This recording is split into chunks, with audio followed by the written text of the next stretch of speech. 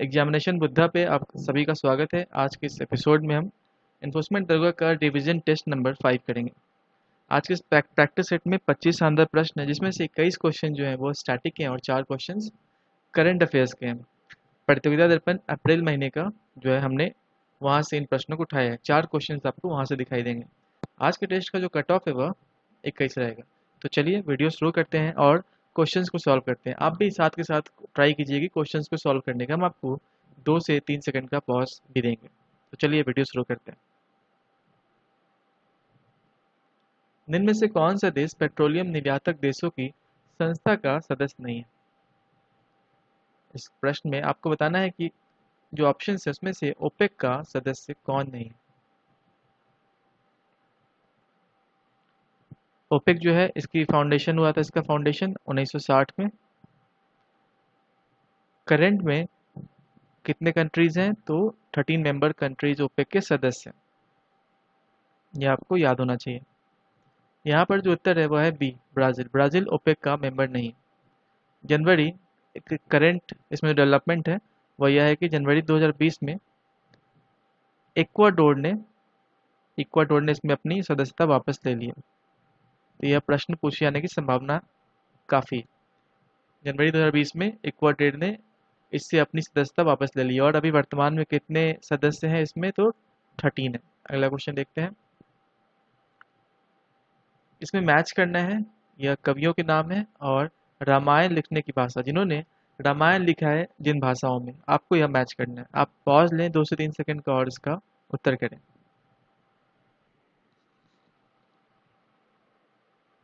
तो इसका उत्तर है ए का जो है कंबन ने तमिल भाषा में रामायण लिखी थी, कृतिवास ने बंगाली में, तुलसीदास ने हिंदी में और माधव कंदली ने असमी में, असमी जिसको कहते हैं। तो इसका उत्तर हो जाएगा ए का 3, बी का 1, डी का 2 और सी का 4।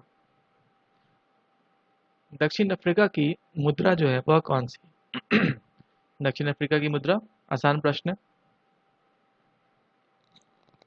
इसका उत्तर हो जाएगा ऑप्शन डी, रैंड। रैंड जो है साउथ अफ्रीका की करेंसी है। साउथ अफ्रीका फेमस है प्लैटिनम के लिए और गोल्ड के लिए। साउथ अफ्रीका में प्लैटिनम जो है वह 90% पाया जाता है विश्व में सबसे ज़्यादा, और गोल्ड जो है वह पाया जाता है 41%। अगला प्रश्न देखते हैं। निम्न में से कौन सा दिन विख्यात भारतीय के जन्म दिवस का समकालिक नहीं है?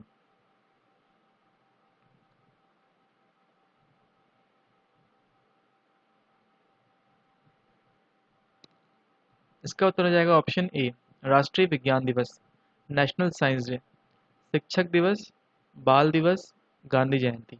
ये जो है तीनों दिवस किसी न किसी के जन्मदिन पर मनाए जाते हैं। मतलब सर्वपल्ली राधाकृष्णन का जन्म दिवस है 5 सितंबर को, उस दिन यह मनाया जाता है। बाल दिवस 14 नवंबर को, इस दिन जवाहरलाल नेहरू का जन्म दिवस मनाया जाता है। और गांधी जयंती 2 अक्टूबर को होता है, जो कि महात्मा गांधी का जन्मदिन मनाया जाता है। अगर आप ऑप्शन देखेंगे, जो पहला ऑप्शन है नेशनल साइंस डे, यह कब मनाते हैं? यह मनाया जाता है 28 फरवरी को। 28 फरवरी को नेशनल डे इसलिए नहीं मनाते हैं क्योंकि किसी का जन्मदिन है, वो इसलिए मनाते हैं क्योंकि इस दिन जो है रमन इफेक्ट की खोज की गई थी। रमन इफेक्ट की खोज की गई थी। और ये रमन इफेक्ट जो है, इसे किसने किया था, किसने बनाया था, किसने खोज दिया था? तो वो थे सीवी रमन। और सीवी रमन को नोबेल प्राइज मिला था 1930 में इनके इस रमन इफेक्ट के लिए। अगला क्वेश्चन देखते हैं। सहसंयोजक अणु कोवैलेंट मॉलिक्यूल्स जो है, इनमें से इसका उदाहरण कौन सा है? आपको यह बताना है। यहाँ करेक्ट आंसर है लेड क्लोराइड। लेड क्लोराइड जो है यह एक कोवैलेंट मॉलिक्यूल का एग्जाम्पल है। कोवैलेंट मॉलिक्यूल, कोवैलेंट बॉन्ड जो है कार्बन, पोटेशियम और सोडियम क्लोराइड में नहीं होते हैं, जबकि लेड क्लोराइड में होते हैं। कोवैलेंट बॉन्ड, जिसे मॉलिकुलर बॉन्ड भी कहा जाता है, यह एक तरह का केमिकल बॉन्ड होता है जिसमें जो है इलेक्ट्रॉन की शेयरिंग होती है इन पेयर्स बिटवीन द एटम्स। अगला क्वेश्चन देखते हैं। सभी अम्लों का साझा तत्व इनमें से क्या है?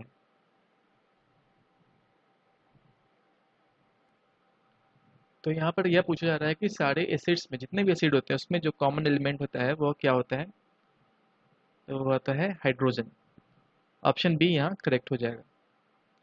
टिकिया या कैप्सूल वाली दवाई की शीशियों में सिलिका जेल का एक छोटा पाउच रखा जाता है, इसका कारण क्या है? ऑप्शंस देख लीजिए और इसका आप आंसर बताएं। सिलिका जेल जो होता है यह क्या करता है कि चीज़ों से मॉइस्चर कंटेंट सोख लेता है और जितने भी चीज़ होते हैं उसके आसपास उसको फ्रेश रखता है। तो यहाँ ऑप्शन बी जो है वो ज़्यादा अप्रोप्रिएट है। नमी को सोखने के लिए सिलिका बैग्स का यूज़ होता है। आपने देखा होगा आपके इलेक्ट्रॉनिक आइटम्स में या फिर जितने भी ऐसे प्रोडक्ट हैं जहाँ पर मॉइस्चर लगकर वो ख़राब होने का खतरा रहता है, वहाँ पर सिलिका बैग्स को डालकर उसको जो है मॉइस्चर सोख लिया जाता है, इसलिए इसका यूज़ होता है। ऑप्शन बी करेक्ट हो जाएगा। अल्मुनियम ऑक्साइड जो है क्या होता है इनमें से?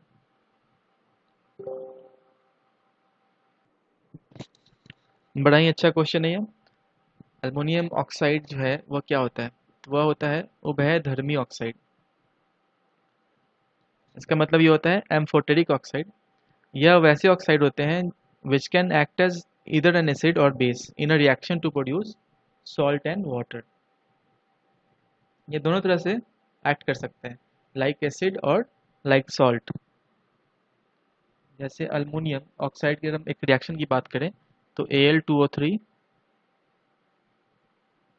प्लस 2NOH जब रिएक्ट करता है तो हमें मिलता है 2Na AlO3 प्लस वाटर। अगला क्वेश्चन देखते हैं, निम्न में से कौन सा सबसे स्थिर परितंत्र है? सबसे ज़्यादा स्टेबल इकोसिस्टम कौन सा है? ये जो ऑप्शंस दिए गए इनमें से यह बताना है। सबसे ज़्यादा जो स्टेबल इकोसिस्टम है वह है ओशन, महासागर। ऑप्शन बी करेक्ट हो जाएगा। वायुमंडल में प्रदूषकों की सांद्रता को प्रायः व्यक्त किया जाता है, तो उनके कॉन्सेंट्रेशंस को, जो पॉल्यूटेंट्स होते हैं एटमॉस्फेयर में, उनको कैसे रिप्रेजेंट करते हैं? यह आप सभी को पता होगा, कई बार अखबारों में रहता है। इसको रिप्रेजेंट करते हैं पीपीएम से, पार्ट्स पर मिलियन। ऑप्शन ए करेक्ट हो जाएगा। डंकन पैसेज किनको अलग करता है?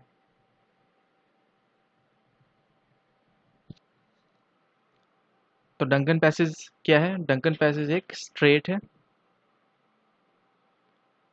इंडियन ओशन का, और यह जो है सेपरेट करता है साउथ अंडमान और लिटिल अंडमान को, जो कि ऑप्शन सी यहाँ पर करेक्ट हो जाएगा, little Andaman and south Andaman. अगला क्वेश्चन देखते हैं, अमीबा अपना आहार किस प्रक्रिया से ग्रहण करता है? किस प्रक्रिया से जो है अमीबा अपना आहार ग्रहण करता है, यह आपको बताना है। वो कौन सा प्रोसेस होता है? वह प्रोसेस होता है एंडोसाइटोसिस। एंडोसाइटोसिस के जरिए अमीबा अपना फूड जो है वह ग्रहण करता है। अगला प्रश्न देखते हैं, लोहा जो मानव शरीर के लिए आवश्यक है बहुतायत से पाया जाता है। सबसे ज़्यादा आयरन कहाँ पाया जाता है इन दिए हुए ऑप्शंस में से? बताना है आपको। तो इसका उत्तर हो जाएगा हरी सब्जियाँ। हरी सब्जियाँ जो है वह आयरन का सबसे अच्छा सोर्स होता है।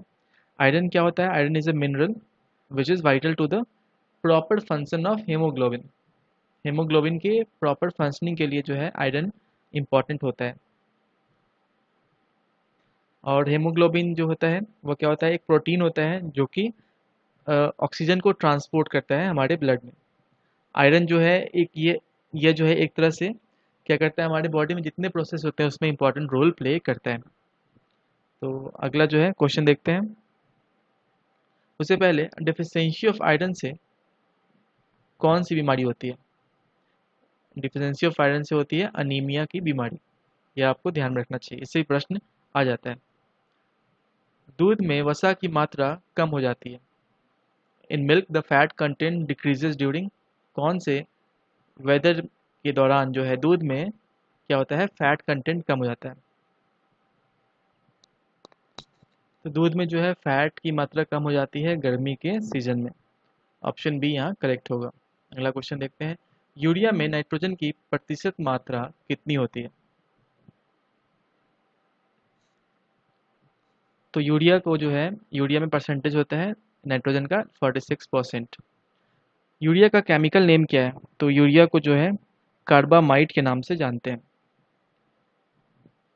यह भी एग्जामिनेशन में पूछा जा सकता है आपसे, कार्बामाइट कहते हैं। और यूरिया का केमिकल फॉर्मूला क्या होता है? यूरिया का केमिकल फॉर्मूला होता है CH4N2। This is chemical formula of urea. और यूरिया में होता है 46% नाइट्रोजन का कंटेंट। अगला क्वेश्चन देखते हैं। गंधार कला मिश्रण थी किस चीज़ की? जो गंधार आर्ट ऑफ फॉर्म है वो किस चीज़ों का मिश्रण था? आप ऑप्शंस देखिए, आपको 2 से 3 सेकंड का पॉज दिया जा रहा है।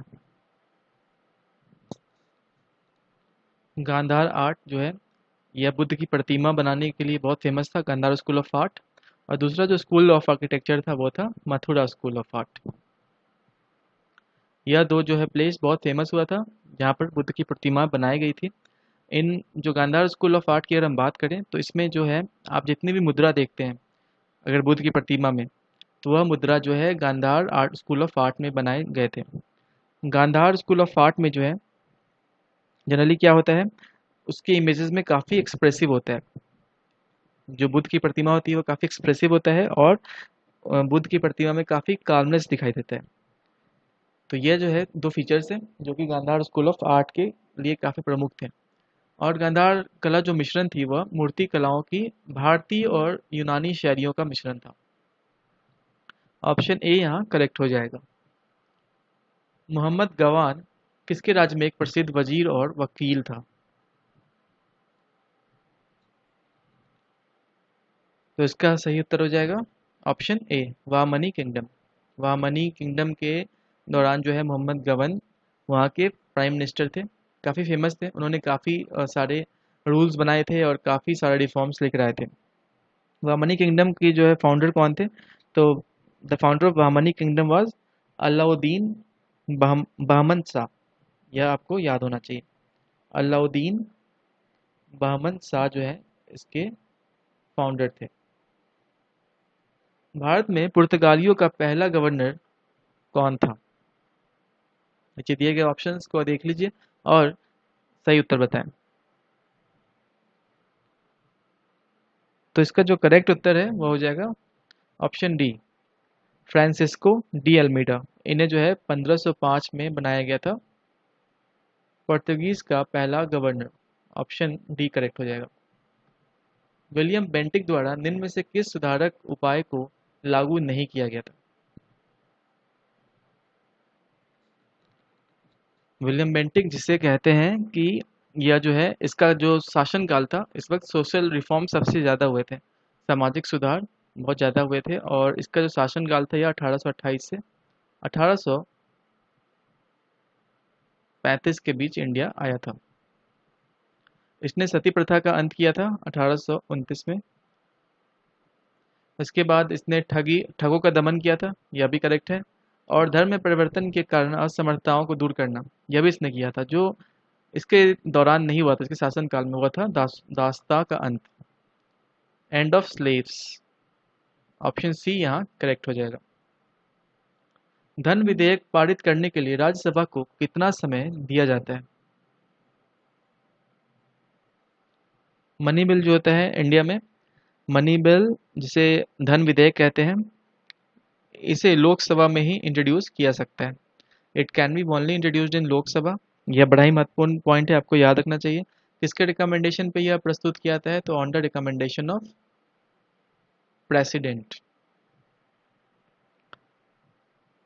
इसे लोकसभा में पास किया जाता है bye simple majority of all members. Simple majority के द्वारा पास किया जाता है।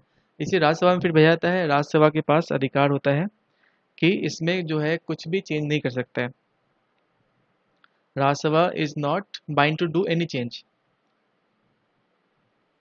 तो जो राज्यसभा इसको रख सकता है अपने पास, कितने दिन तक वो रख सकता है? 14 दिनों तक। ऑप्शन सी यहाँ करेक्ट हो जाएगा। बहुत इंपॉर्टेंट है, परीक्षा में आपको मनी बिल से क्वेश्चन हर एक एंगल से पूछा जाता है, आप इसको अच्छे से ध्यान से पढ़ लेंगे। अगला प्रश्न है करंट अफेयर्स का, माफ कीजिएगा। कौन सी वृक्ष जाति पर्णपाती वनस्पति से संबंधित नहीं है?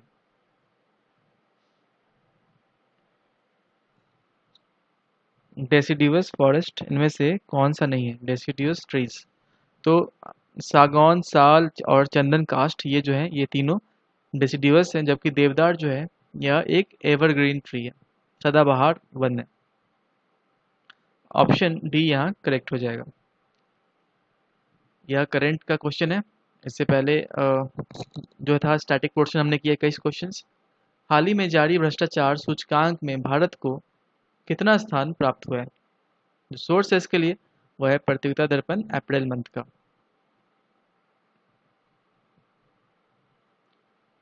भ्रष्टाचार सूचकांक करप्शन इंडेक्स में इंडिया को जो पोजीशन मिला है वो मिला है 80। जो सबसे लास्ट पोजीशन है वो किसे मिला है? सबसे करप्ट कंट्री जो है वो है सोमालिया। अगला प्रश्न देखते हैं। निम्न में से जो अमेरिकी राष्ट्रपति जिन्होंने पद पर रहते हुए 2 बार भारत की यात्रा की वह कौन है? तो इसका उत्तर हो जाएगा ऑप्शन बी, बराक ओबामा।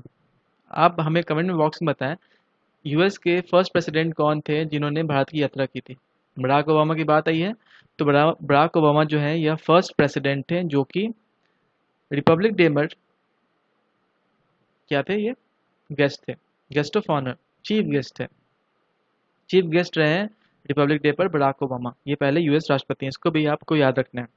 अगला क्वेश्चन देखते हैं।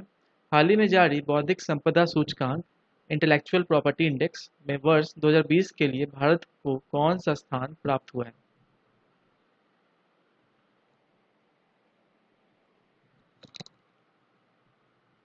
तो 53 देशों के लिए यह रैंकिंग जारी की गई इंटेलेक्चुअल प्रॉपर्टी इंडेक्स।